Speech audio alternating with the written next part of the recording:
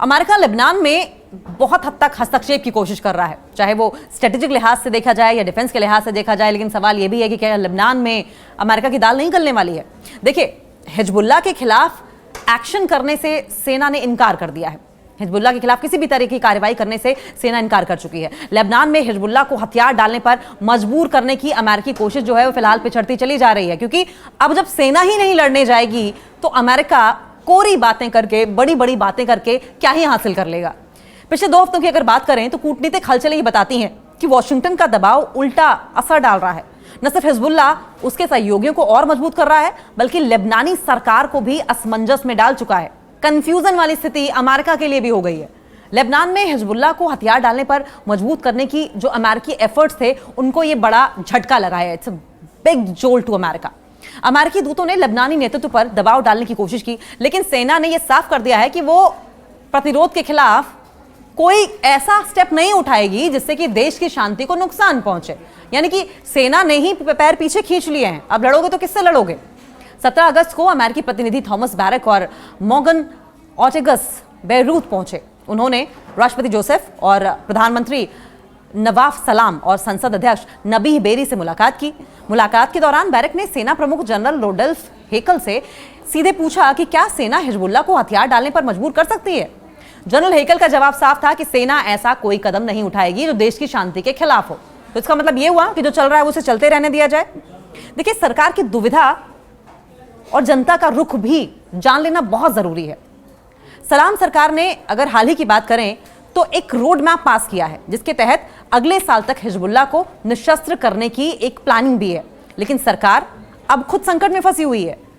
लेबनानी officers ने अमेरिकी दूतों से यह साफ कह दिया है कि अगर कोई स्टेप उठाना है तो इजराइल को भी पैरेलल कदम उठाने होंगे। वहीं सरकार को उम्मीद थी कि शिया समुदाय आसानी से मान जाएगा, लेकिन उल्टा उन्होंने ऐलान कर दिया कि वे अपने हथियारों की सेफ्टी, अपने हथियारों की रक्षा खुद करेंगे। वो हथियारों की रक्षा करेंगे चाहे करबला जैसी जंग क्यों ना लड़नी पड़े। लेबनान के मुफ्ती ने भी एक बड़ा मैसेज दिया है। देखिए, जाफरी मुफ्ती अहमद कबलान ने लेबनानी राष्ट्रपति और ऑन को एक संदेश देकर वार्निंग दी है कि हिजबुल्लाह को कमजोर करने की ये जो युद्धोन्मादी बयानबाजी है, ये कार्रवाई जो की जा रही है, स्टेटमेंट जारी की जा रही हैं और नफरत देश को और गहरे संकट में धकेल सकती है। उन्होंने कहा कि हिजबुल्लाह के हथियार सेना के साथ मिलकर लेबनान की सुरक्षा के लिए जरूरी हैं और इधर इजराइल ने भी दक्षिणी लेबनान में अपनी चौकियों को मजबूत करना शुरू कर दिया है। इजरायली सेना प्रमुख एयाल जामिर ने कब्जाए इलाकों से पीछे हटने से इनकार कर दिया। इससे लेबनानी सरकार की मुश्किलें जो हैं वो और ज्यादा बढ़ गई हैं। तरह तरह के चैलेंजेस अब लेबनानी गवर्नमेंट के सामने आने लगे हैं। अब सवाल यह है कि अमेरिका जो इतना इंटरेस्ट ले रहा था उसकी प्लानिंग फेल क्यों हो रही है।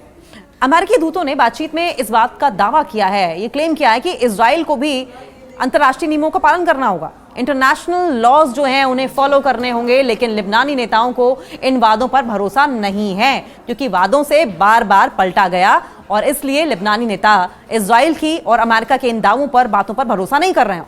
और हाल में अगर अब देखा जाए अमेरिका की और खासकर डोनाल्ड ट्रंप की, तो उन्होंने यू टर्न लेने की बड़ी आदत हो गई है और यही वजह है कि लेबनानी नेता जो हैं वो अमेरिका पर भरोसा नहीं कर रहे हैं। देखिए, याद दिलाया जा रहा है कि पिछले साल अमेरिका जो है वो शांति की बातें कर रहा था और उसी दौरान हिजबुल्लाह के वरिष्ठ कमांडर फवाद शुक्र की हत्या कर दी गई। और इसी तरीके से हालिया युद्ध की अगर बात करें तो शुरुआत में अमेरिका और अमेरिकी आश्वासन के बावजूद हिजबुल्लाह प्रमुख सैयद हसन नसरल्लाह की भी हत्या हुई। और यही वजह है कि अब अमेरिका पर ट्रस्ट करने की गलती न सिर्फ लेबनानी नेता बल्कि लेबनान की जनता भी नहीं कर रही है।